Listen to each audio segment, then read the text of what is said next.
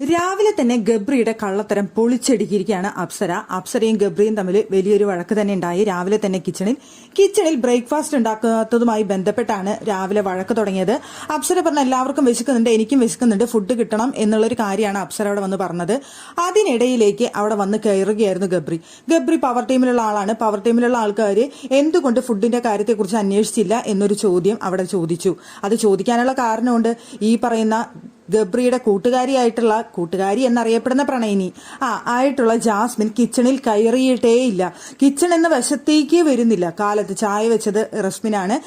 അവിടെ ബ്രേക്ക്ഫാസ്റ്റ് എന്നൊരു സംഭവം അവിടെ ആരും ചെയ്യാനായിട്ട് ഉദ്ദേശിക്കുന്നില്ല. അവിടെ വയ്യ എന്ന് പറഞ്ഞുകൊണ്ട് അൻസിബ മാറിയിരിക്കുകയാണ്. ആ സമയത്ത് രണ്ടുപേര് ഡ്രസ്സ് മാറി ഒരുങ്ങി കെട്ടി അവിടെ വന്നിരിപ്പുണ്ട്. എന്നാൽ കിച്ചണിലേക്ക് കയറണമെന്നോ ഫുഡ് ഉണ്ടാക്കണമെന്നോ വിചാരിക്കുന്നില്ല എന്ന് പറഞ്ഞുകൊണ്ടാണ് അപ്സര അവിടെ ചോദ്യം ചെയ്തുകൊണ്ടിരുന്നത്. ജാസ്മിൻ ഒട്ടും കിച്ചണിൽ കയറുന്നില്ല എന്നുള്ളത് വീട്ടിലെ എല്ലാവർക്കുള്ള പരാതിയാണ്. അതുകൊണ്ട് തന്നെ എന്തുകൊണ്ട് കിച്ചണിൽ കയറി ബ്രേക്ക്ഫാസ്റ്റ് ചെയ്തില്ല എന്നുള്ള ചോദ്യത്തിന് അവിടെ ജാസ്മിന് വേണ്ടി മറുപടി പറയാൻ വന്നത് ഗബ്രിയാണ്.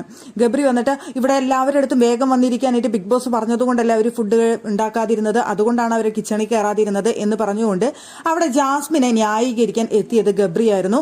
ആ സമയത്ത് അത് അപ്സരയ്ക്ക് ഇഷ്ടപ്പെട്ടില്ല. ജാസ്മിന് വേണ്ടിയിട്ട് ന്യായീകരിക്കാനായിട്ട് ഗബ്രിക്ക് ഇവിടെ വരേണ്ട ആവശ്യകതയില്ല എന്ന് പറഞ്ഞുകൊണ്ട് അവിടെ അപ്സര ഗബ്രിയുടെ അടുത്ത് ചൂടായി. അപ്പോഴേക്കും കയറി നീ ആരാടി എന്നോട് ചോദിക്കാനായിട്ട് പോടി എന്നൊക്കെ വിളിച്ചോണ്ട് ഗബ്രി തുടങ്ങി. ഗബ്രിയുടെ വായല നാവ് അങ്ങനെയാണല്ലോ. അപ്പൊ അവിടെ അപ്സര പറഞ്ഞു എനിക്ക് പേരുണ്ട്, അപ്സര എന്ന് വിളിച്ചാൽ മതി എന്ന് പറഞ്ഞുകൊണ്ട് അപ്സര അവിടെ പറഞ്ഞു നീ ഇപ്പൊ തന്നെ ഫുഡ് വേണമെന്ന് പറഞ്ഞാൽ നിനക്ക് എടുത്തു തരാനായിട്ട് ആരാണ് എന്നുള്ള ഭാവത്തിലാണ് അവിടെ ചോദിച്ചുകൊണ്ട് വന്നത്. എന്തായാലും അപ്സര വിട്ടുകൊടുത്തില്ല. നീ ഇവിടെ ജാസ്മിന് വേണ്ടി വാദിക്കാനായിട്ട് ഇവിടെ വരേണ്ട ആവശ്യകതയില്ല. കിച്ചണിൽ കയറാത്ത അവൾക്ക് വേണ്ടിയിട്ട് ഇവിടെ ഒരാളും വാദിക്കേണ്ട ആവശ്യകത വരുന്നില്ല. കാലത്ത് ബ്രേക്ക്ഫാസ്റ്റ് ഉണ്ടാക്കേണ്ട ചുമതലയുള്ള ആൾക്കാരാണ്. അവിടെ ഒരുങ്ങിക്കെട്ടി ഇരുന്നാൽ മാത്രം പോരാ, കിച്ചണിലുള്ള പണിയും എടുക്കണമെന്ന് പറഞ്ഞുകൊണ്ട് അപ്സര എന്തായാലും പൊളിച്ചടുക്കിയിരുന്നു. ഗബ്രിയുടെ നാക്ക് അടങ്ങുന്ന രീതിയിൽ അപ്സര പറഞ്ഞുകൊണ്ടാണ് റൂമിലേക്ക് പോയത്.